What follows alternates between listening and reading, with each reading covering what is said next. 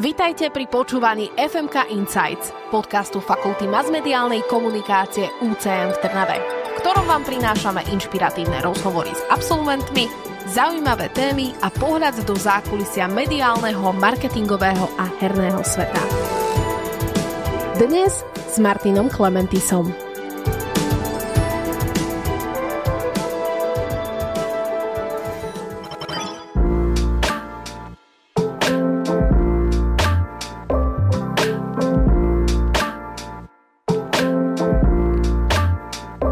Ahojte, mojím dnešným hostom je Juraj Kováč, fenomén slovenskej reklamy. Ďakujem. Slovinko, pri tebe som si normálne musel akože zmeniť už layout tohto úvodného textu, aby som to tam všetko akože vedel normálne napísať. Ale chcem to prečítať celé, dobre, že aby sme mali kredity. Takže, kreatívny a strategický riaditeľ agentúry This is Loco, kreatívny riaditeľ roka 2024 a 2023, strategický riaditeľ roka 2024-2022, člen shortlistovej poroty na najväčšom festivale kreativity na svete Cannes Lions 2024, aktuálny prezident ADCčka, Filip Cena roka 2023 za celoživotný prínos do slovenskej reklamy. Málo. Výnimočný kreatívny počín, ale hej. No, potom pokračujeme. 3-krát po sebe najlepšia agentúra roka. 4-krát po sebe najlepšia digitálna agentúra roka. Najlepšia nezávislá agentúra roka 2023 na festivale Golden Drum v Portoroži. Výherca Young Lions toho lokálneho kola už v roku 2017. Tak. Odhadol som to, že takých lahučkých 100 plus zlatých, strieborných, bronzových klincov. Kľudne ma oprav, keď je to 200 plus. No, akože robíme si takú štatistiku tých ocenení a keďže v podstate som jediný kreatívny a strategický riaditeľ u nás, tak je to nejak nad 250 už asi. Okay, opravím si. No a do toho si teda absolvent FMK, my sme spolu končili v 2009. To tiež sme podľa LinkedInu a čo je tvoja špecialita, si známy svojou záľubou odhalovať reklamné plagiát. Tak. Inspektor Dix ma tuším, že volajú. Samozrejme, ty si to vedel ešte pred AI. Ty si to všetko načítané. AI klame. AI vám povie, že je to plagiát a nemusí to byť plagiát. Ja som sa na teba, vieš, ako vymyslel, že tým, že my sa teda poznáme dlho a aby som ti nedával dokola tie isté otázky, tak som si robil takú rýchlu anketku medzi študentami. Použil som na to študentov z agentúrneho Safari, ktorí ťa videli. Super. A použil som potom na to ešte tajné zdroje, všelijaké ďalšie a ešte tam mám nejakých ľudí aj z kabinetu kreativity. Takže mám tu asi 40 otázok na teba. Nemusíme ich vôbec pre všetky. Poďme na ne všetky. Ale vieš, čo som naschvál? Naschvál som ich nechal, že random. Dobre, že aby nám to skákalo, aby to akože nebolo nudné. Takže budem ti postupne... Áno, budem ti postupne čítať a môžeme sa akože o tom pobaviť. No. Super. Prvá otázka, ktorá ich zaujímala, to boli tí študenti z agentúrneho Safari, že či si bol ten študent, čo odovzdával zadania a seminárky týždeň vopred, alebo ten, čo ich tlačil 5 minút pred deadlineom? 5 minút po deadline. Dodnes som taký, že deadline je podľa mňa najväčší zdroj inšpirácie, kreativity a hybnosti v našom biznise. Ale tak už som sa tak upratal trošku viacej. Samozrejme, keď má človek viacej zodpovednosti, že už to není iba o ňom, kedy to odovzdá, ale máš tam ten celý tím, ktorý musíš lídovať, ale na škole som bol skôr taký, ten, čo to ľúbil vyhrociť. Ľúbil vydoťahovať. Vieš, že som len na ideu, ktorá vznikla z úplnej hlúposti a nakoniec skončila ako brutálny nápad? Však dajme tomu to naše vrecko, hej, vlastne čo nepoznajú sledovatelia, diváci, sme robili pre Kaufland chladiace vrecko, ktoré vyzeralo ako mrazená mrkva, ktoré sme vlastne poslali potom hokejistom aj do reprezentácie, do tímov a začali to používať vlastne v rámci regenerácie, čiže to ocitlo na ich socials, ocitlo sa to dokonca aj na majstrovstvách sveta, kde to reprezentácia používala. A to bol taká sranda, lebo však ja celý život športujem, takže mal som všeličo narazené, často členky a vždy som na to používal vlastne túto mrazenú zeleninu, tak sme mali ako keby že veľké zadanie na sponzoring hokejový, kde sme vymýšľali primárne akože TV spoty, ale však môžeme ešte niečo povymýšľať, tak som to vlastne vymyslel vtedy, však taká blbostička, že však poďme to urobiť halu, že ja by som si to kúpil, keby som videl profi vraziace vrecko, ktoré vyzerá ako tá zelenina. Zapáčilo sa nám to, nakoniec sme to robili až rok potom, lebo už sme to nestihali vyrábať v tom jednom roku, lebo to taká srandička, potom sme okolo toho namotali veľkú kampaň a doteraz je to jedna z našich najúspešnejších kampaní, takže a strašne veľa všelijakých debiliniek, akože ja si myslím, že najlepšie nápady vznikajú, akože poďme si urobiť srandu, poďme nejakú halúz vymysleť a nakoniec sa to aj natočí. A keď si to si ty vymyslel, hej? To som ja vymyslel. A ako si to tým kolegom predal, že toto je ten nápad? No, chytili to hneď? Hej, ako tak z pozície toho kreatívneho riaditeľa to ľahšie predávaš kolegom. Poviem, jak je, ale chytili sme sa všetci v tom uvideli takú tú hviezdičku, lebo najlepšie nápady sú tie jednoduché. Hej, že proste toto keď poviem, tak proste chápeš to na šupu, chápu to všetci, chápu to zahraniční ľudia, chápu to slovenskí ľudia. Čiže keď je to jednoduchý taký, že aha, že vlastne to už muselo byť, tak to je presne ten najlepší nápad. Takže všetci to chytili v pohodičke. Potom klientovi to predať je potom najväčší challenge vždy. Áno. Tak ale klienta máte osvieteného. Takže tam to išlo. A tam musela byť potom aj tá produkčná stránka asi ešte zaujímavá na to. Áno. Však my sme riešili, že čo by z toho bolo. Pôvodne to bol hrášok, lebo najčastejšie sa používa hrášok, lenže konkurenčná, teda sesterská firma, retailový reťazec mal veľmi výraznú kampaň s hráškom pár rokov predtým, takže sme to vymenili vlastne za tú mrkvu, ktorá je vizuálne taká výraznejšia. Áno. Takže tak potom sme začali hľadať, že vlastne kto nám dodá hento, kto nám vie ušiť vlastne ten obal na to, lebo vnútri je vlastne to vrecko, ktoré je také štandardizované. Tak to trvalo nejakú chvíľku, tam so Siskou sme to dávali dokopy. Ďakujeme, čauko Siska. Pamätám si. Hej, nejaké prototypy, klient na to aj medzičasom zabudol, ale ja som na to nezabudol, takže som to tlačil, naháňal som našich accountov, našu paťu, aby to proste pušovala. A potom sme došli, že takto to vyzerá s hotovou vecou. Už občas ten kreatívec, alebo keď sa zamiluješ do toho nápadu, tak musíš robiť ten extra step a celé si to lajznúť a zobrať na vlastnú zodpovednosť a trošku to vypušovať, lebo v agentúre si dosť často záhataný takými tými daily jobami a novými zadaniami a tak ďalej. A toto ste vy vyhrotili až na shortlist v Cannes? Áno, 2 shortlisty v Cannes to malo vlastne. Čiže to bola asi možno aj jedna z najväčších preziek, ako ste vyrábali kejsiek? Kejsiek, áno, určite to najlepšia kejska, tam neviem, asi 25 verzií tej kejsky som mal, tam som to otáčal aj so svetovými rôznymi kreatívcami, s ktorými som sa spoznal vlastne pri porotení vo svete. Otáčali sme to hore-dole, všade naozaj veľmi dobré feedbacky som tam podostával na to presne, že napríklad to vyhralo na Golden Drame, to vyhralo zlato v jednej kategórii, kde to vlastne Aaron Starkman z Ratingu, vlastne ich Chief Creative Officer, že vychválil, čo som dostal info z poroty, ale že akože beautiful work, but terrible case study. Vieš, akože, takže zrazu vieš, že a videli sme to, jak to tam chodilo medzi tými, však Golden Drum je medzinárodný festival, čiže tam sú normálne, že kánske veci, vyhrávajú tie Grand Prix a zlatá a Grand Prix púšťajú v tej veľkej sále, no a proste púšťali tam za sebou tie nabité kejsky a zrazu naše rozpohybované PPTčko vyskočilo a to už bola, že za nás dobrá kejska, hej, že to už vyhralo na Slovensku vtedy Klince a tak ďalej, že už ospevovaná kampaň a tam to zrazu vidí, že úplne, že taký chudobný bratranec. A vlastne tam tam sa aj osvedčilo, že vlastne ten lokálny insight, hej, že máme to také za také slovenské, že tiež ma napadlo, vlastne rovno bol aj globálne akože úspešný. Ono to funguje úplne, že globálne, že toto je vec, ktorú športovci zažívajú absolútne všade a používajú tieto mrazené zeleniny, zmrzliny a tak ďalej, že úplne všade. Dokonca vo filmoch to je často aj zobrazované, čiže to je taký dobrý akože check globálneho insightu, či je to v popkultúre, či vo filme sa toho zobrazuje táto vec. Čo bolo tvoje najlepšie študentské rozhodnutie, ktoré si urobil úplne náhodou? A v zátvorke je, že možno aj keď si bol opitý na FMK. Študentské rozhodnutie, no možno, že aj to vybratie si toho marketingu ako poslania, by som povedal, že aj to FMK ako také. Lebo ja som bol prijatý aj na právo a rozhodoval som sa, či chcem ísť na právo alebo že na ten marketing. Vždy som bol akože v nejakej miere kreatívny, takže trochu ma to ťahalo viac sem. Na práve sa mi nepáčilo, že musíš 10 rokov pomaly študovať, kým začneš zarábať nejaké peniaze, takže to rozhodlo, že som išiel skôr na ten marketing a išli sme vtedy aj s Andrejom, so spolužiakom zo strednej, takže bolo to aj lepšie nejak dostávať sa sem, prepravovať sa, že má človek už takého parťaka. Takže asi to náhodné rozhodnutie, že som nakoniec si vybral marketing pred právom. A kto vie, možno by som bol, neviem, v private jete, akurát nie na skladovej. Ešte bohatší ako si. Neviem, ale však baví ma tá robota, neviem, či by ma tá právničina až tak bavila. Takže považujem to za dobré rozhodnutie. Dobre, toto je srandovná otázka. A ktorý slovenský brand by si najradšej vymazal z marketingovej mapy a prečo? Aktuálne, môžem aj politické strany hovoriť? Myslím, že môžeš.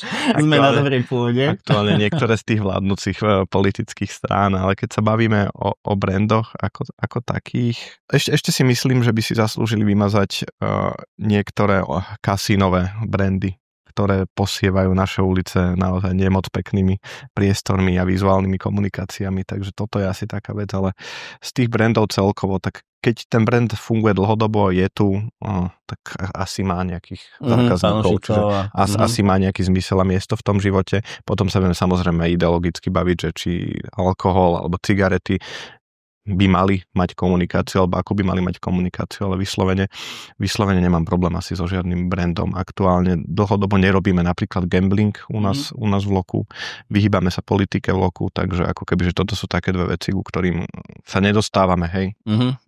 A keby tam bola akože nejaká podotázka, napríklad konkrétne, že Alzák. Tvoj názor je aký? Môj názor na Alzáka, no funguje, akože urobili si brand asset, ktorý je výrazný, to, že nám to vadí, že nám to píli uši, na tom sa asi všetci zhodneme, ale je to výrazné.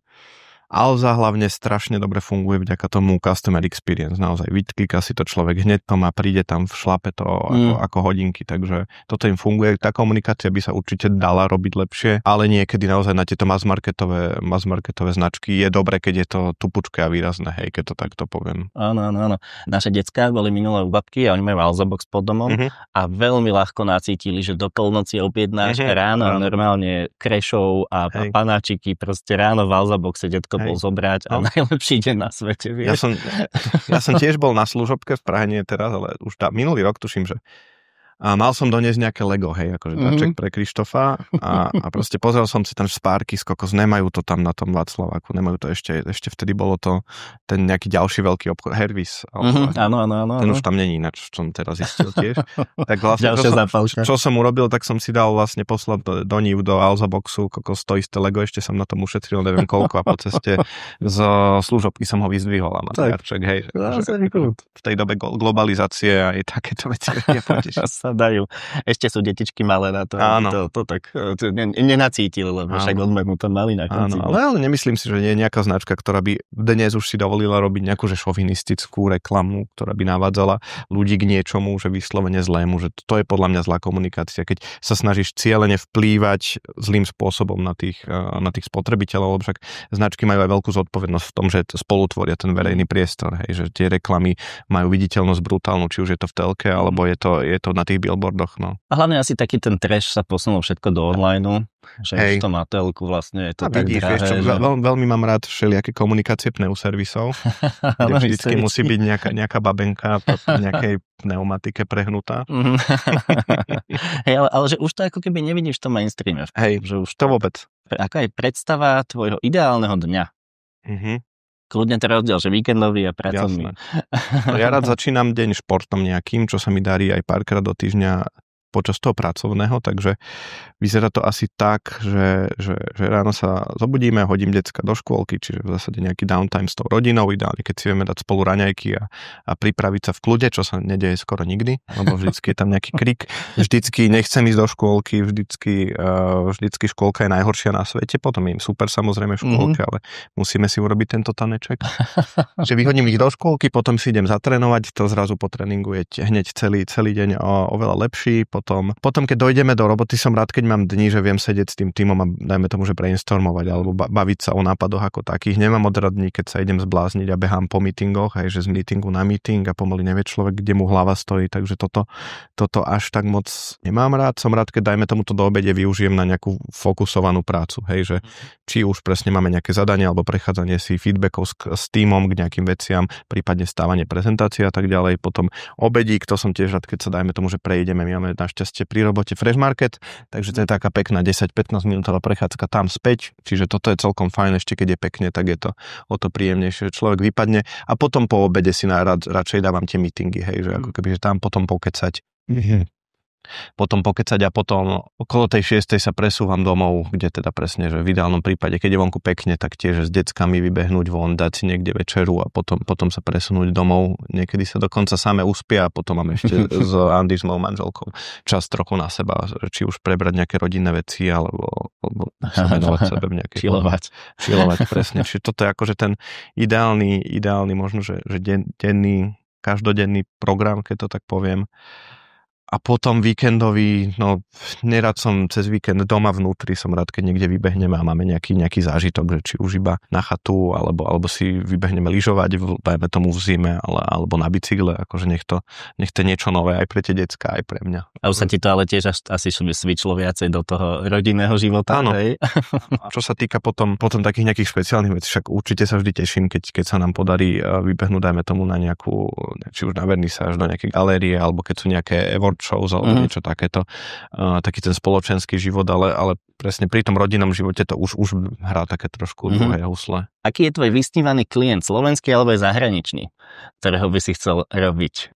Vysnívaný klient by bol pre mňa, veľmi ma baví Liquid Death, ktorý teraz robí tie veci naozaj také odvážne, také až nereklamné by som povedal, veľmi ma baví ten ich štýl kolaborácia, vytvárania vlastných produktov, čo je niečo, čo v zásade aj my dosť často robíme, aj pre našich klientov, že zrazu máš o niečom zaujímavejšom hovoriť, takže Liquid Death ma veľmi baví, dlhodobo by som určite sa rád pozrel aj napríklad na Nike, ktorý ako keby, že mal ten svoj reklamný hype, teraz trošku však padli, vieme, že majú problémy s predajmi a tak ďalej, čiže to by bola taká pekná výzva, že zobrať legendárnu značku a znovu ju nejakým spôsobom nakopnúť, dostať hore, však teraz on a Under Armour a Adidas ich trošku bije, takže to je akože taký pekný challenge. A nejakú autovú značku, akože Volkswagen robil samozrejme vždy tie Legendary, teraz sú všetci takí trošku poničení z tých všetkých elektromobilov a tak ďalej, že je to pokrútený ten celý automobilizmus a tá ich komunikácia.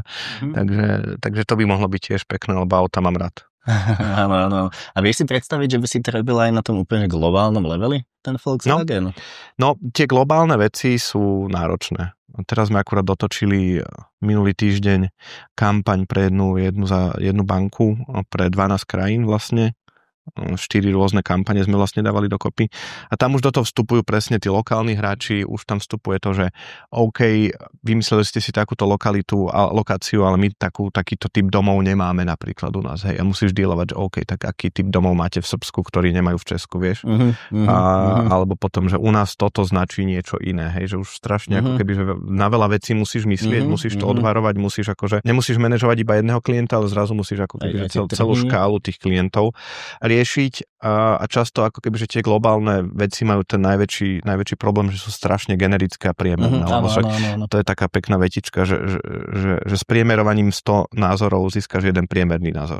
Čo je ako keby, že preto aj tie pretesty treba veľmi, veľmi takže jemne vyhodnocovať, aj tie rôzne názory treba.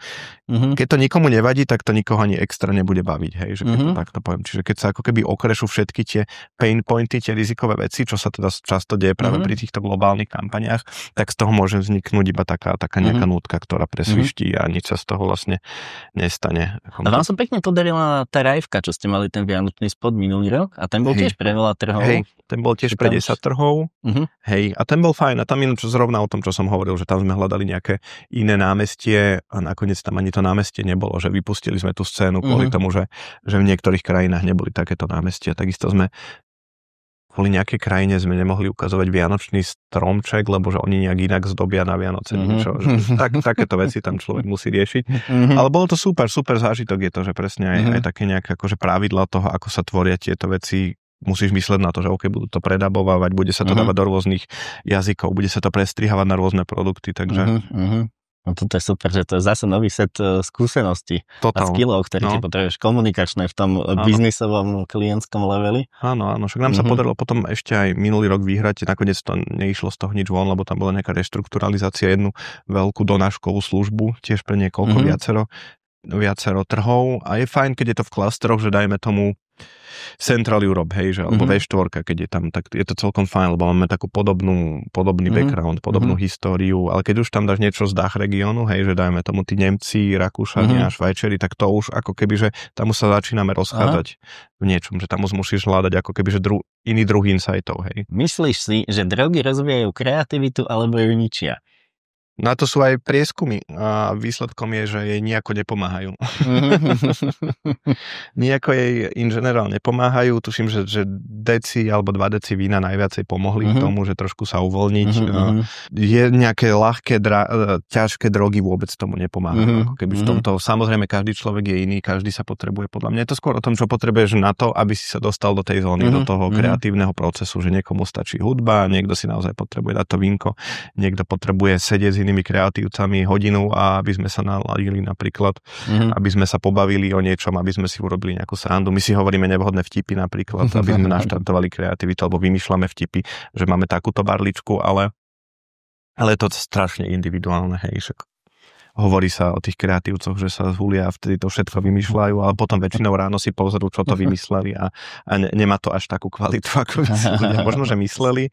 Lebo tí urban legendy, že sa ide brainstormovať na pivo, to už asi tiež až tak úplne. Ale funguje, áno, ale je to skôr o tej zmene priestoru, prostredia, že vypadneš niekde, lebo ten mozog funguje veľmi dobre tak, že ho nafeeduješ tým informáciami, tým briefom, to, čo potrebuješ, rozmýšľaš nad tým, potom vypneš a to podvedomie niekde pracuje a potom to vyraší trošku neskôr. Čiže je dobré, že nabrifovať sa, baviť sa o tom veľa, potom zmeniť to prostredie, prejsť sa na tom pive, potom už keď sa rozprávate o iných veciach, tak ťa to ťukne. My keď máme veľké tendre, tak chodíme napríklad aj že na chatu, alebo na hike sme išli minule, keď sme niečo veľké tendrovali a takto, že rôzne inde veľa nápadov vznikne iba pri káve, hej, že poď na kávu, dáme si kávu, pokecáme tam v našej kuchynke a tam to proste akože vyletí. Ale akože ťažko to povedať, hej, každý je strašne iný. Keď sa pozrieme do histórie, tak napríklad LSD bolo veľkou súčasťou či už Pink Floydu, alebo akože celej tejto generácie, kde všetci si na tom viac či menej fičali a tvorili pritom nejaké veci, ktoré predtým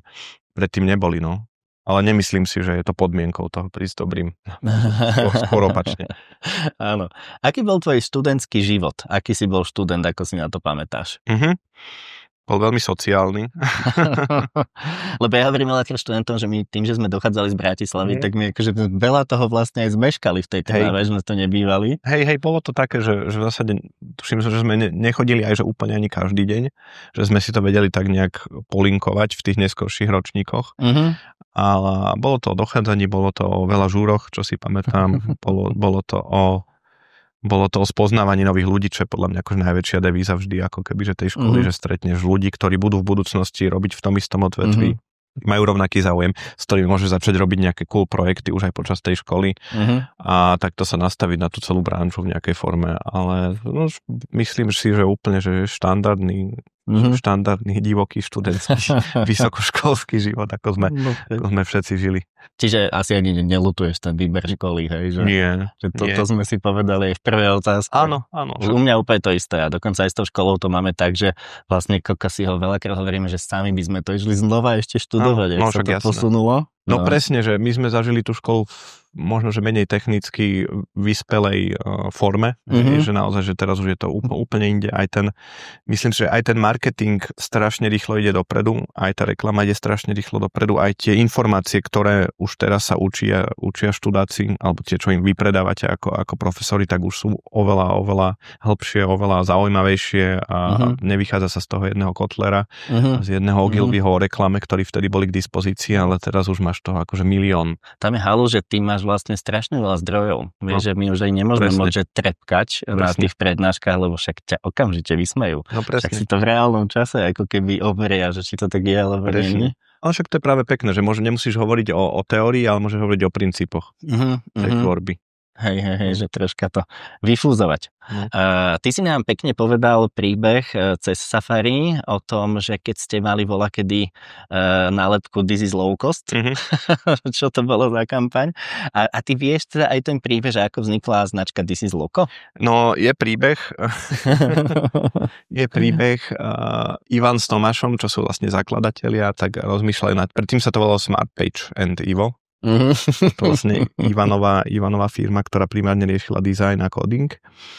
A vlastne chalani sa rozhodli, že založia agentúru a rozmýšľali, že aké by to malo mať meno a teda ten urban legend je, že teda pozeral tuším, že Tomáš Matrix A tam vlastne, keď prebudia toho Nia z toho spánku, on povie, že tak mu povie ten, neviem, to nejaký Hispánec, co tam je, mu hovorí, že Neo, this is local. A tam to teda vzniklo, sa im to páčilo, s 2 C sa to urobilo, nie je to také brandové a strašne dobre funguje tá značka brandovo, že no ježiš, to každoročne máme vlastne, máme nejaký merchandising na Vianoce, ktorý dávame aj klientom, aj vlastne interne a presne, že this is ponožky, this is vanku, this is šiapka a tak ďalej, že veľmi dobre sa s tým akože hrajka v tomto celom. Je to výrazné. Robíme také, že ľahké facelifty tej značky vždycky po nejakých pár rokoch, hej, že sme tam pridali pred pár rokmi zelenú ako takú sekundárnu farbu, teraz sme od toho trošku ustúpili, hráme sa s tým a tak ďalej. Mne sa pre tebe veľmi páči, že ty máš strašne dobrú angličtinu, takže ty už aj celú tú svoju reklamnú komunikáciu si proste kompletne switchol a si hovoril, že potom veľmi dobre na teba reaguje všetci tí kreatívni riaditelia svetoví. Áno. Že tým, že tam nemáte vlastne bariéru a úplne si s nimi rozumieš, lebo že nie je to úplne štandard asi zase na Slovensku. Hej. No ono však akože naša generácia už podľa mňa má v pohode tú angličtinu. Super na tých zahraničných kreatívcoch aj na tom porotení tých zahraničných festivaloch je to, že vlastne nikto není native. Málo kedy stretneš Američana alebo Brita. Všetko sú to, dajme tomu, Portugalci, Španieli, Taliani, z Latinnej Ameriky veľa Brazílcov a tak ďalej. A vlastne ty nemusíš mať až takú našlapanú angličtinu, lebo ty musíš strašne že zjednodušiť, aby ste si všetci rozumeli, lebo každý má inú úroveň, takže viete sa baviť, že veľmi pekne, aj keď nemáš takú našlapanú tú angličtinu. Je to strašne akože friendly prostredie a tí kreatívci sú v zásade, že pekné na tom, keď zistíš, že všetci riešime úplne to isté, všetci máme rovnaké problémy, rovnaké veci nás bavia, takže sa dáš na tú istú úroveň a vlastne tým, jak som bol v rôznych zahraničných porotách, tak už píšem rovno po anglicky tým, že máme niekedy aj nejaké že zahraničných klientov, máme už s ktorými komunikujeme, tak je mi to jednoduchšie. Slováci aj tak rozumejú po anglicky. A keď je niečo vyslovene lokálne, tak vtedy to napíšem po slovensky. Takže hej, profilujem sa skôr na tú angličtinu, tiež skôr. A určite treba mať dobrú angličtinu, akože v dnešnej dobe bez toho sa nedá. Aj ten ChatGPT funguje lepšie v angličtine. Ktorú pracovnú pozíciu by si nikdy nechcel robiť? Ktorú pracovnú, ja som ináč väčšinu z nich aj robil.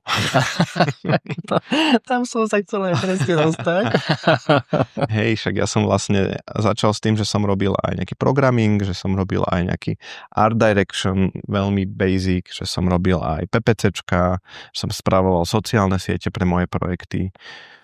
Až teda samozrejme idea making, copywriting a teraz stratégia v poslednej dobe. Čiže ja si nemyslím, že nejaká pozícia, ktorá by bola vyslovene zlá. Čo by som nechcel možno, že robiť, nie že nechcel robiť, čo je podľa mňa najnáročnejšia pozícia z celej reklamy je HR. Pretože stále dealovať s ľuďmi, stále zháňať nové talenty, stále odhalovať úplne nové rastúce talenty, potom akože manažovať tých ľudí, ktorých tam máš, toto je veľmi akože náročná časť. A to nie je špecifické na reklamu, to je asi špecifické vlastne na všetky služby. Udržať si kvalitných ľudí a nájsť tých kvalitných ľudí, aby vlastne tá celá firma aj že fungovala dokopy, hej, že ono je to veľmi, veľmi špecifický elixir, tam treba namiešať, ktorý musí chemicky fungovať, takže toto je taká ťažká robota v tom celom. My napríklad HR človeka dedikovaného v agentúre nemáme a veľa z tých vecí si ako keby riešime sami. A už máme taký ten čuch na ľudí, hlavne akože Rasťo je veľmi dobrý v tomto, že vie odhadnúť toho človeka, ja viem zasa potom, že kreatívne koho potrebujem, za akými ambíciami a tak ďalej, takže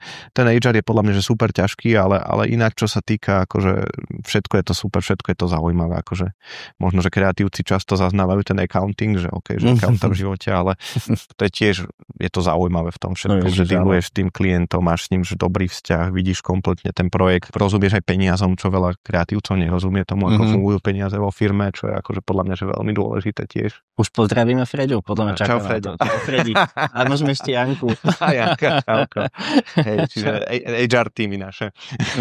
Hej, no je to tak a hlavne však ty to máš už tiež integrované do tej svojej pozícii, že aj ty si musíš tých talentov vytipovať a pohľadať. A u nás to funguje tak, že vlastne máme už akože tú líniu team lídrov, ktorí už si manažujú tie svoje celé týmy v nejakej forme a oni už robia také tie prvé predvýbery, prvé kola s nimi a potom vlastne už keď prejdú cez nich a to sú ľudia, ktorí sú u nás, vieš, 10 rokov, takže úplne dýchajú a žijú tým lokom, keď to tak Lebo rád spomínam teba tiež ako príklad na prednáškach, že vlastne tá tvoja prvá pracovná pozícia bola creative team leader. Áno. Hej, a vlastne na konci dňa to tiež znamenalo, že nič si ty nemal úplne že vyšperkované, ešte ani ten copywriting v tej dobe, a teda ani art, ani kód, ale zo všetkého si vedel niečo. Hej, že to bola to tvoja vstupenka. To je podľa mňa akože veľmi dôležité, že ako žijeme, ako to veľa veľkých kreatívcov hovorí, že najdôležitejšie je byť curious, že byť zvedavý, hej, že dokonca však tuším Kubo Ptačín to má, že je profesionálny zvedavec, hej, ale David Droga som to počul vtedy v 2017, keď som sa dostal do toho Cannes ako Young Lion, tak vtedy hovoril, že akože presne, že there's no place for lazy creatives, že musíš proste chcieť vedieť, počúvať, máš všetky informácie sveta vo očku, tak musíš byť proste, že ťa zaujímať absolútne všetko. V dnešnej dobe, keď už môžeš vibe kodovať, hej, cez AIčko a nemusíš vedieť ani čiarku toho kodu, ale je dobre pochopiť ten proces, lebo ti to pomôže, keď ako arťak pripravuješ podklady pre web, chápať, akým procesom prechádza ten developer. Keď si kopík a vymýšľaš nápady, hej, nemáš náhodou pri sebe arťaka, vymyslíš totálnu hovadinu, ktorá sa nedá proste urobiť, tak to je tiež tvoja chyba, že nechápeš ten proces, hej. Takže podľa mňa je dobré poznať ten celý ako keby, že proces každej strany, že čo robí ktorá časť v tej agentúre, alebo však presne už iba práca súčasťou každého briefu je budget, hej. A musíš chápať, čo sa dá za ten budget urobiť, hej. Že nevymýšľam teraz spot vo vesmíre, keď mám 20,000 na online videjko, hej. Áno. Hovoriacu hlavu v nejakej zaujímavej forme, dajme to. Máš pocit, že príchodom detí a ich milión záujmami a aktivitami s nimi a ich kamošmi máš oveľa širší záber vo vymýšľaní konceptov a kreatív? No jasné, akože každá životná fáza ti nesie nejaký set insightov a tie rodičovské insighty sú super. Veľmi zaujímavé a akože veľa vecí z toho vypadáva, že čo vidíš, čo riešiš, čo by ťa ani nenapadlo, že riešiš. A aj tie deti sú taký nepopísaný list a niekedy ti vedia tak krásne pomenovať tú vec, že wow, že odpadneš. Hej, že určite ten rodičovský život je zdrojom nekonečných insightov. Aj ťa si otvorí potom strašne veľa všelijakých kultúr a športov a neviem čo, všade sa ocitneš, ani nevieš. Hej, aj akože strašne veľa aj kamarátstiev nových z toho vzíde, hej, presne, že cez tie deti sa poznávaš so zaujímavými ľuďmi, aj potom nejaké partnerstva z toho vedia vzniknúť, hej, že niekto má zaujímavý projekt, tak bavíš sa o tom a už ti to aj biznisovo to vie samozrejme pomôcť. Ak by vypočítali, že jedno dieťa ťa stojí do dovršeniu 18 rokov, tuším 300,000 eur. OK. Tak to je fajn. Takže, to je fajn, no. Takže tak, ale mali sme napríklad presne, že vyslovene jednu kampaň, ktorú Martin Polakovič vymyslel pre Hyundai, keď prišli Santa Fečko malo taký že ťa upozorní, keď si zabudneš. Áno. Že nedokonalý rodič kampaň a presne také všelijaké tie insightíky tam on začal vyťahovať a úplne, že proste vidí, že toto je rodič, ktorý toto zažíva a že toto je nafilmovaný život, ktorý prechádza a bolo to strašne super. Túto vašu kejsku máme každoročne na Tretík reklame tvorili, lebo aj stále je dobrá. Hej. A tuším, že z Facebooka videa dokonca ju prehrávame ani na YouTube. Máme ju asi anglicky. No, takže super. Aký najlepší feedback si kedy dostal za svoju prácu a aký najhorší? Najlepší bol, keď sa nám robili sme pre NUSCH, Národný ústav srdcovo-cievnych chorôb, náborovú kampaň na sestričky. Bolo to, jak sa to volalo, že sestričky, ktoré vám ostanú v srdiečku, tuším, že? A točili sme spot priamo tam v tom ústave, točili sme to s Tomášom Rehořekom, točili sme to na analog, vlastne úplne, že na film, čiže normálne cvakalo to úplný old school, brutál, akože taká kraftová robota s malým dievčatkom a vlastne celé to končilo tým, že teda to dievčatko prežíva nejak svoj život, nevie, že vôbec čo a hovorí o tom, že chce byť ako Janka a z toho si myslí, že Janka je jej sestra, alebo čo nakoniec to sestrička, hlavná sestra, ktorá sa o ňu stará. Celé to končí vlastne na tom oddelení, kde jej teda kontroluje a uvidíš na konci, že má tú jazvu a je tam tá reálna Janka, reálna sestrička, ktorá bola akože neuveriteľná, lebo však tam tým dievčatkom malým to nebola akože pacientka, ale herečka sa proste skláňal týpek s kamerou, ďalší so šíbou, hej, tmavá miestnosť, svetla, že to tam bolo úplne, že takáto zamrznutá, vôbec nepočúvala akože už režisér a zrazu prišla táto Janka, 3 otázky, úplne roztopená, krásne to zahrala. A to bola taká odbočka. No a toto, keď sme prvý offlineovú verziu spotu púšťali klientovi, tak sa rozplakal. To bolo akože wow, silné. Akože všetci sme mali slzy na krajičku, lebo to bol brutálny dojak. A keď oni majú ako keby že zažité tú každodennú starostlivosť, tak to bol brutál. A rovnako sa nám rozplakala klientka pri tém vianočnej rajvke, čo si spomínal. To som sa presne povedal. To je tiež... Čiže to bola tiež taká knedla v krku. Akože najlepší feedback je naozaj emócia, by som povedal. Hej, že takto. A potom po kampaniach keď sa niekedy podarí naozaj, že proste rozbiť niečo brutálnym spôsobom, alebo keď klient niekedy, napríklad, to je také zadosťučinenie, hej, že neveril tomu nápadu, až tak ty si ho pretlačil a potom povie, že kokos, že dobre, že ste ma dotlačili, to sú také tie zadosťučinenia. Najhorší feedback je žiadny feedback asi, hej, že proste ďakujeme, bez emócie a proste, OK, tak mi to aspoň rozporuj, tak mi to aspoň rozbij, alebo že povedz mi niečo, ale keď je to taká tá bezemočná prikývnutie a tak to je také, akože, keď ich nevieš ani toho človeka čítať, ani sa s ním nevieš baviť, ani nič, či už je to na tendroch, alebo je to pri prezentácii tých jednotlivých konceptov. A potom, samozrejme, nie je to iba o tebe, ale celý tým je. Jasné. A potom ešte super feedback je taký, keďže páčia sa nám všetky 3 cesty, tak ich skombinujte. To kreatívci milujú. Áno, jasné. To je tiež taký urban legend. A stáva sa to stále. No tak stáva, hej. Treba dať jednu dobrú a 2 zlé. No.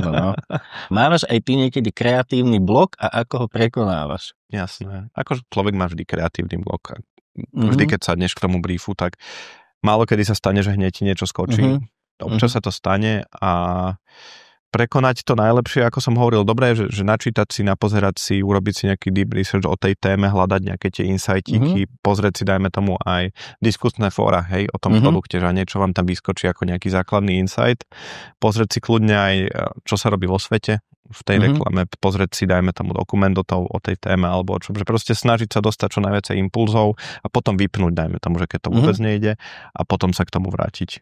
A napríklad, ale potom sú techniky, hej, že kreatívne, že už vieme, ako čo skombinovať, že extrémne prehnanie, alebo svet bez tohoto a tak ďalej, že dá sa takto robiť, alebo potom ešte radi robíme, že aká by bola najhoršia reklama na tento brief, hej, že urobiť si tento extrém a začať sa na tom zabávať. Ako som hovoril, veľmi dobre podľa mňa funguje a to je vlastne aj technika Ogilvyho, že presne, že vtedy je dobrý brainstorming, keď sa na ňom ľudia smejú, že keď sa zabávaš na ňom. Vtedy sa vytvára tá emócia, vtedy ako keby aj ten mozog ti veľmi akože optimisticky pracuje a kreuje veci, hej, že najhoršie, keď sa sedí na brainstormingoch a všetci iba sedíme, kúkame alebo ťukáme, vtedy končíme proste brainstorming, že keď nemá to zmysel, poďme si objednať, dajme tomu kebab alebo sa prejsť, hej, a potom sa k tomu vráťme. A tam sa aj akože čas potom zohráva celkom úlohu, hej, že musíte sa nejak rozplánovať, že rátate s tými blokmi, tak keď to vrze nepôjde, aby ste boli v pohode. Pozri, akože vymyslíš niečo. Otázka je, že ako moc dobre to vymyslíš, hej, že sú nápady, ktoré sú na prvú, ktoré ti prídu, že OK, toto je safe, ale keď je tam priestor, tak vždy sa to snažíme ešte vypušovať.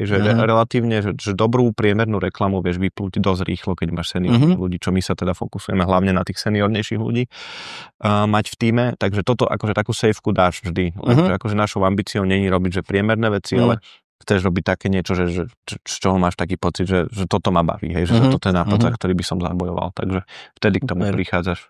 A ako vám do tohto AI vstupuje? Viete niečo urýchliť, nejaký proces? No AI veľmi často sa využíva ako nejaké surové podklady pre arťakov, však to všetci poznáme, takisto na robenie nejakých prototypov, že či už sa bavíme o artboardoch alebo o storyboardoch. Keď máme, dajme tomu, ideme predávať nejaký spot, tak si ho roztoračujeme, už nepotrebujeme kresličov, ale už máme naše GPTčko nastavené, ktoré vie teda robiť v štýle tých storačov. Moodové obrázky často používame, takže akože tieto veci, ale takisto máme aj urobeného jedného takého helpera, ktorý má načítané, že či už Deck of Brilliance, čo sú také klasické reklamné postupy, alebo potom nejakých rôznych stratégov a strategické učenia a tam vlastne napíšeš, aký máš problém a napromptoval som ho, že nech to je také nehľada insighty a nech naťukne ten kreatívny svet pre tých kreatívcov, že nejaké prvé ťuky, prvé nápady, že čo by sa dalo. Dokonca ti vie akože aj vypracovať ten brief a akože párkrát sa nám stalo, že ty kokšo, však toto sme pred 2 rokmi presne vymysleli na ten hej, že naozaj je to celkom smart, ale nedá sa to robiť, že je to akože ten finál, hej, že treba to brať ako nejaký priestor na inšpiráciu, na odťuknutie, alebo napríklad aj keď sa bavíme o nejakých headlinoch alebo o nejakých textoch, tak veľmi efektívne ti to vie dať nejakú základnú štruktúru, ktorú si potom ako keby že dopíšeš. A cítiš tam asi ten rozdiel GPTčka dneska a 2 roky dozadu? No jasné, to brutál. Že sa to hýbe dobre. Brutálne sa to hýbe dopredu. Samozrejme, už teraz vlastne GPTčko spustil ten svoj vizuálny model pred 2 týždňami, či kedy čo, všetci prekreslovali svoje fotky na štúdio Ghibli. Je to brutál, jak sa to hýbe dopredu, dá sa s tým vyhrajkať do nekonečna, ale potom narážame na taký ten problém tej generickosti, hej, že všetci už majú teraz urobené svoje action figures a najradšej by som vymazal každého, kto to vyšeruje alebo nejakým spôsobom sa na to pozerá, lebo strašne to vie byť too much. Keďže je to tak dostupné, tak hneď je to strašne priemerné. Hej. V tom je potom ten hack vás ako seniorov v kreativite, to proste robiť smart, nie na prvú, ale troška to twistnúť. Pamätáš si nejakú najbizarnejšiu požiadavku od klienta, ktorú ste museli riešiť? Zväčšovali sme výstrih. V temných dobách. A inak si myslím, že nie, že akože máme to klientské portfólio, ktoré je dobre nastavené, rozumejú tomu, čo robia. Asi ste tiež taký magnet, že už aj priťahujete klientov, ktorí to cítia, že by to fungovalo. Hej, čiže toto mi iba napadá, že roky dozadu, čo sme mali takého jedného špecifického klienta, že potreboval mať toto.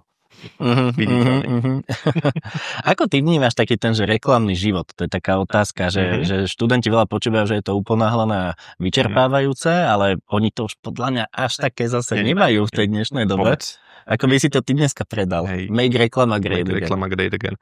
No už to vôbec není taký zhon a takéto sedenie do 10. do 2. v noci, akože ja to prirovnávam v tomu, že keď sme začali robiť v reklame, tak to bol taký startupový svet až, hej, že proste, že makalo sa, spolu tie týmy v podstate bývali, proste robilo sa do 10, potom sa išlo na pivo, potom proste ráno zasa ste sa videli a boli ste spolu stále, furt ste niečo kreovali, ale mám pocit, že aj s tým príchodom tých nových generácií, aj s tou zmenou, ktorá nastala aj po tom covide, hej, že máme tu tie hybridné ofisy a máme tu ako keby home ofisy a tí ľudia sú naučení robiť dosť nezávislo a zároveň si začali oveľa viacej vážiť taký ten, neznavidím to slovo, work-life balance, hej, že radi majú aj ten svoj kľud, tak sa to dosť zmenilo a aj zefektívnilo by som povedal, hej, že ako keby, že my sa snažíme o 9:00 prísť a 5:36 už tam naozaj, že nikto není s tým, že samozrejme ešte obed je v polke a ľudia robia to, k čomu to aj my vedieme skôr k takej efektivite, hej, že keď si v tej robote, tak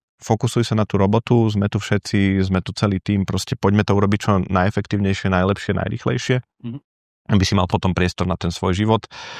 A ten reklamný život je proste podľa mňa veľmi zábavný, lebo stále dostávaš nejaké nové impulzy, stále vlastne si vymýšľaš, stále tam dávaš niečo zo seba, je to taký prienik medzi podľa mňa, že umením a komerciou, že je to také ako keby, že vieš prejaviť seba a ešte ti aj za to zaplatia, vieš si povymýšľať veci, ktoré sú tebe blízke, hej, že najlepšie kampane sú podľa mňa také, ktoré vychádzajú z teba, hej, že proste máš nejaký super insight, že si jazdíš na hobby horsoch, tak si urobíš kampaň s hobby horsing championshipom, hej, proste. To sa stretnú Separa. Separa, tak si robíš kampaň so Separom, hej, však naša Romča, ktorá robila na konci dňa kampaň so Separom, je jeho biggest fan. Áno. Ale to teda aj Paťa vlastne.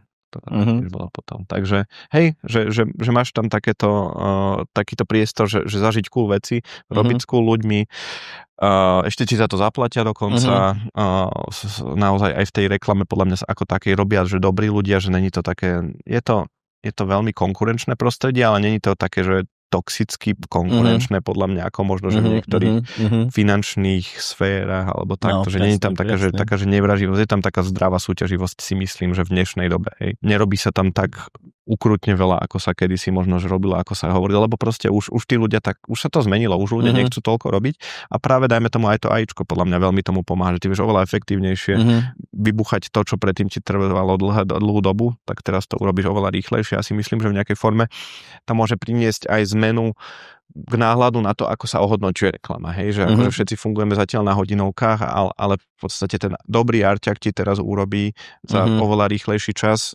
porovnateľný výstup, hej, že neurobí ti ten istý, lebo však samozrejme to niečo je tam cítiť, ale predajme tomu 80% jobov, to je úplne, že adekvátne, ale teraz nezačneš si účtovať, vieš, štvrtinovú hodinovku za to. Áno.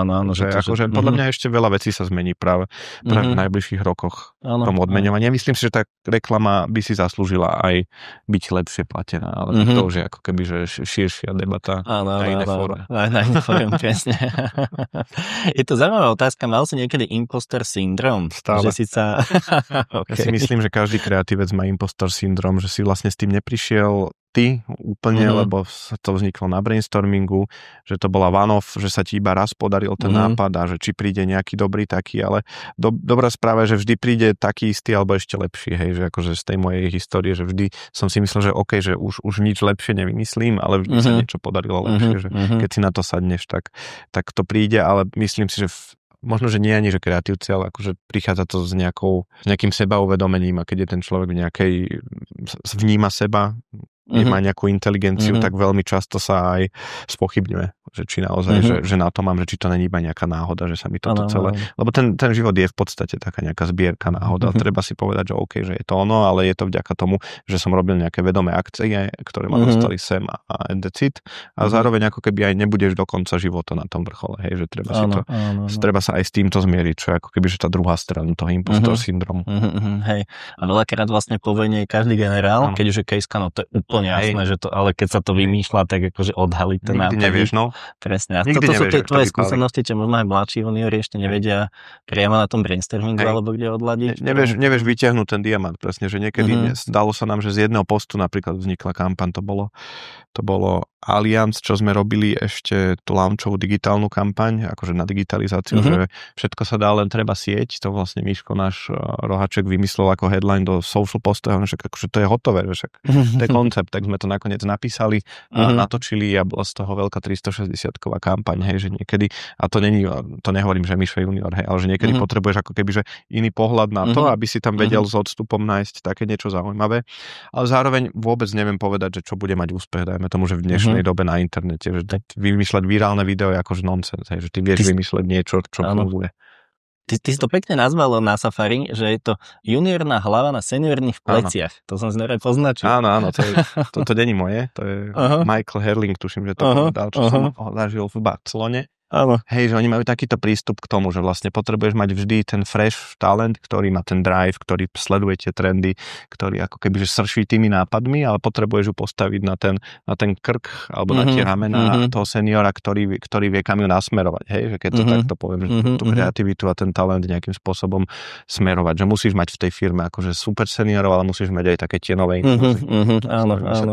Preto sú akože tí mladí kreatívni ľudia tak strašne dôležití pre celé kreatívne odvetvie. A preto sa v dosť veľkej miere aj kvôli ním teda mení tým smerom, ktorým to je, čo ja odpadávam, že keď máme tých našich Gen Z-kov alebo Gen Alpha ľudí, tak odpadávam, ako to majú upratané, hej, že akože, ja som nevedel, že idem do nejakej roboty, budem niečo robiť, budem za to dostávať peniaze, ale oni úplne, že vedia, že chcem toto robiť, takúto mám ambíciu, ideálne by som robil toto, že ako keby, že je to halus a niektorí z nich už rozbehnuté biznisy, hej, cez Instagramy alebo cez hocičo, že je to halus. Že viem, že sa často nadáva, že ak nechcú robiť Gen Z, ale ja si myslím, že chcú robiť, len na to majú trošku iný pohľad, ako my možno, že čo tá naša generácia, alebo tá generácia predtým, čo sme boli takí tí vedení k tomu, že makať od rána do večera. Čo považuješ za najväčší red flag pri dnešných uchádzačoch o prácu v reklame?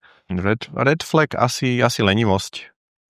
Že nemáš z neho pocit, že má zápal preto, že chce urobiť ten extra mile, lebo aj keď som hovoril, že akože sme do 5. do 6. tak ty ako junior, tak ty budeš musieť si tú prácu nosiť v hlave domov, ty budeš nad ňou musieť rozmýšľať, ty musíš byť preto nadšený. Tie prvé roky v tej agentúre, alebo aj proste tie prvé mesiace v novej agentúre sú o tom, že musíš to nasať, musíš to pochopiť, musíš byť veľakrát usmernený, veľa tvojich nápadov musí byť zabitých, aby si pochopil, že ktorý je ten správny. Takže musíš sa na to pripraviť a musíš byť nadšenec, aby si to vlastne prežil a užil si to. No, musí tam byť to nadšenie proste. Keď tam není toto, tak podľa mňa to je že najväčší red flag, keď je taký nejaký ten človek. Čo by si povedal začínajúcemu copywriterovi, ktorý to chce dosiahnuť na špičku slovenskej reklamy? Tak určite ísť do agentúry, čo nás to. To bola určite otázka smerovaná k AI-ku. Že v podstate, že s textami už to je ako ti vie akože celkom dobre dneska pomôcť. Jasné.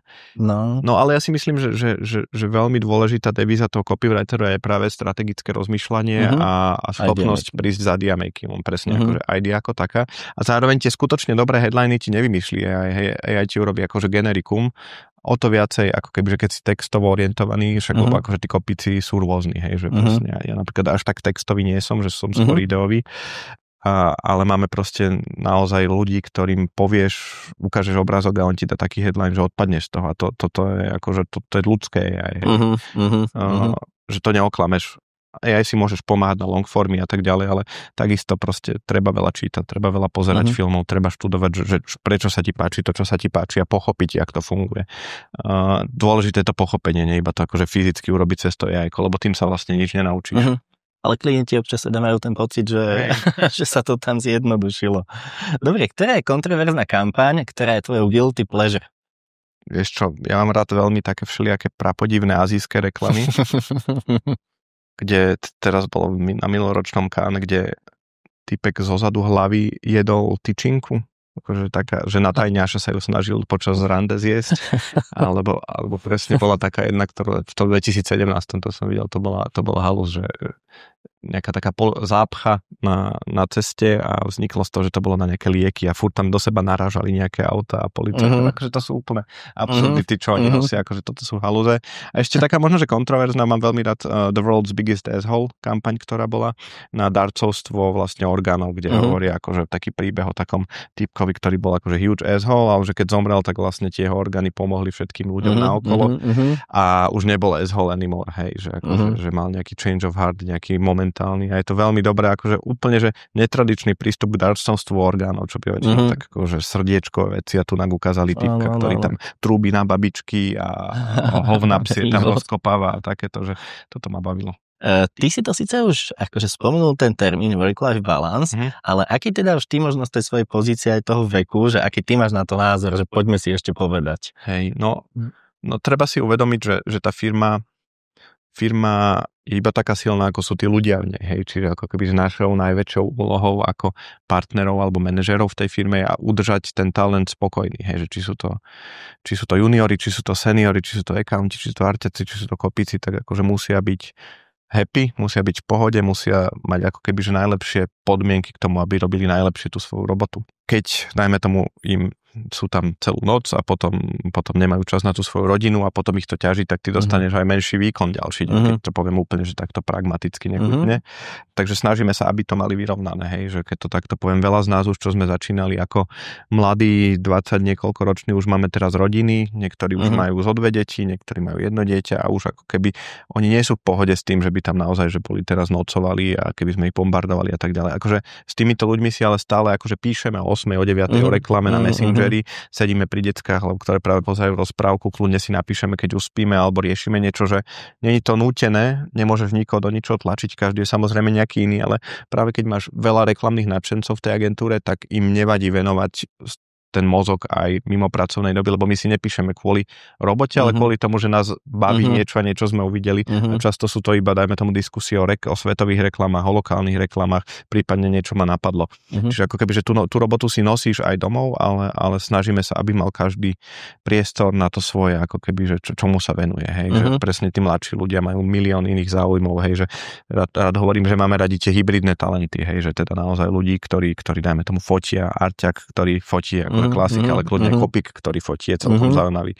Alebo presne, že nejaký digitál človek, ktorý vie robiť s kódom, hej, že akože dajme tomu, že copywriter digitálny, ale kóduje si webky, alebo vie robiť s AI-kom a tak ďalej, s 3Dčkom, že akože hľadáme ľudí, ktorí majú taký akože široko spektrálnejší záber, ale oni musia mať priestor na to, aby si tieto koničky robili, hej.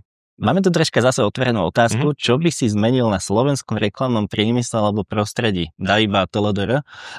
Lebo je jasné, že je to na pamätku. Hej, však je toho strašne veľa, čo by som zmenil, ale ja si práve myslím, že na to, ako reklama in general je strašne mentálne náročná práca a strašne vlastne prichádzaš non-stop s novými riešeniami na úplne unikátne problémy, tak si myslím, že by to odmeňovanie hlavne malo byť že úplne inde, že myslím si, že tá odmena za tú výraznú kreatívnu mentálnu prácu by mala byť úplne inde, ako sa dneska nachádza. Takže... lebo tá prax je, že skôr sa vám stenšujú budžety Presne. Skôr však akože, keď prichádza problém finančný, tak prvá vec, ktorá sa katuje, je marketing, čo akože nedáva úplne zmysel, lebo však ty potrebuješ vtedy práve viacej predávať, hej, ale je to prvá vec, na ktorú sa siaha, takže toto by som bol veľmi rád, keby tá hodnota tej reklamnej roboty bola vyššia aj v očiach možno, že toho celého trhu. Akože neviním z toho klientov, však akože samozrejme oni majú tabuľky, podľa ktorých idú. Takže je to skôr ako keby, že presvedčiť, možno, že možno, že na nás agentúra, na tých všelijakých asociáciách, v ktorých sme presvedčiť, že naozaj tá kreatíva má cenu a má veľkú cenu. Hej, však dáta to ukazujú, že tie najkreatívnejšie kampane naozaj sú najefektívnejšie, hej, že tam jasný link. No vy to máte pekne zmotnené v tom Make Reklama Great Again, že sa to snažíte riešiť aj pri ľuďoch, aj pri klientoch, aj akože celý tento. Hej, a potom presne, akože smerom k tým talentom, tak urobiť tú reklamu takú sexy, ako kedysi bola. Však kedysi to bolo, že urobíš v reklame a teraz je to také že už je strašne veľa iných zaujímavých odvetví, kde môžeš robiť, ale ako hovorím, tak reklama je unikátna v tom, že naozaj, že si tam vieš nájsť to svoje a ísť si to a ešte si úplne, že hociaký sen, ktorý máš naozaj naplniť. A že nejakých idolov, ktorých sleduješ? A môže byť aj konkrétne? Jasné. Mne sa veľmi páčia aktuálne práce od takých tých svetových nezávislých štúdií. Rating milujem, naozaj to je presne ten Aaron Starkman, ktorý má veľmi dobrý podcast It's Only Fucking Advertising. Super je Greg Hahn z Mischifu, super je Niels Lennart z Uncommonu, tých mám veľmi rád.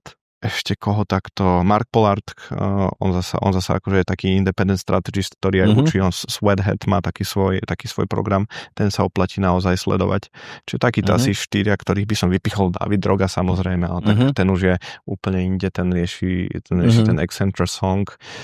Potom zaujímaví sú ešte aj chalani z Monks, čo boli kedysi Media Monks, tak tam je Wesley Fantar sa volá, akože taký jeden z tých zakladateľov, tiež strašne super typek, ktorý strašne veľa o AIčku hovorí, o týchto produkčných veciach, takže tak sa dá, ale z tých kreatívnych ľudí naozaj ten Greg Hahn, Starkman a Niels Lennart sú takí akože moji traja. A to sú teda normálne, že osobnosti, to sú agentúry, hej, že ty sú osobnosti, si len vyberá. To sú osobnosti, ale to sú vlastne, že Chief Creative Officery týchto, a ešte vlastne Anselmo Ramos z GAT. To je tiež akože teraz jeden z mojich obľúbených vlastne kreatívnych shopov, ktorí otvárajú po celom svete tieto independent shopy o pár ľuďoch. To sú vlastne ľudia, ktorí väčšinou majú históriu vo veľkých agentúrach, potom poodchádzali a založili si svoje také menšie shopy, čiže tam sa bavíme o tom, že no akože Riffing už je veľký, hej, on má aj Londýn a aj oni sú z Kanady pôvodne, hej, aj New York a tak ďalej, ale tieto ostatné shopy sú také, že trošku menšie. Aj Uncommon už je taký väčší, ich tuším, že už aj niekto kúpil medzičasom, takže a to sú akože cool ľudia, ktorí robia cool veci a nie sú zatiahnutí v takej tej korporátnej veľkej reklame, ktorá už často potom býva taká obrúsená. A mám tu takú otázku, že akože čo by si odporučil študentom, že čo by mali sledovať, ale možno z tohto tvojho rozprávania toto je už takáto troška vyššia reklama, že oni možno mali začať aj troška nejaké zdroje, že čo tak odporúčaš tým vašim mladým? Only Good Ads, tuším, že je taký jeden profil, potom dajme tomu Adweek, AdAge, stratégie naše sú super podľa mňa na to vnímať, čo sa deje tu na lokálne. Kedy si bývalo mediálne, to sa priznám, že ani neviem, že či ešte funguje, ale treba pozrieť, treba nafollowovať všetky reklamné agentúry, ktoré sa vám páčia, to je podľa mňa akože super, naozaj, že pozrieť si možno, že Little Black Book, LBB online sa má, tuším, že webku, toto tých sledovať, aj Shots napríklad, tí majú veľmi pekné spoty, napríklad ukazujú. Potom pozerať, čo vlastne vyhrávať jednotlivé kreatívne súťaže, hej, že veľa z tých kreatívnych súťaží potom dáva von tiež svoje shortlisty, alebo aj tie ocenenia, niektoré to majú zalokované, ako napríklad Cannes Lions, ale napríklad Golden Drum to má odomknuté, ADCEčko to má odomknuté, Eurobest to nemá odomknuté, iba shortlisty sú, ale potom si viete, potom ešte taký jeden hack, sa to volá, že Love the Work More, kde sú vlastne všetky caseky, ktoré povyhrávali v Cannes, toto sledovať, takže toto podľa mňa je fajn sledovať a decída si, a potom aj značky, ktoré naozaj napríklad Liquidate, keď si zafollowujete na LinkedIne, tak oni dávajú, že úplne super veci, potom toho Andyho Pearsona, ktorý je tam Chief Creative Officer alebo aj spoluzakladateľ, tak toho môžeš sledovať a ten ti zasa dáva nejaké backgroundy k tomu celému. Čiže podľa mňa práve ten LinkedIn je strašne super v tom, že nafollowujem si tie firmy, ktoré sa mi páčia, to, čo robia, zároveň potom tie leading osobnosti, ktoré sú tam a potom vlastne dostávam nielen ten feeding tých hotových vecí, ale aj ten background, ktorý je taký podľa mňa že mega zaujímavý. A už mám iba poslednú otázku a to je taká tá úplne najtypickejšia, že keď sa dneska s tými svojimi skúsenosťami na seba pozrieš ako 20-ročného koviska, že čo by si vtedy tak odporučil? Čo by si povedal? Čo by som si povedal? Akože ja som vyrovnaný v tom, čo mám teraz, aj tú cestu, ako som prešiel. vždy si myslím, že pekné je povedať si, že buď lepší k ľuďom. Lebo či chcene, či nechcene, vieme byť občas takí hulváti, ale akože nič, nemám žiadne výčitky, že by som si niečo potreboval ako keby pofixovať spätne.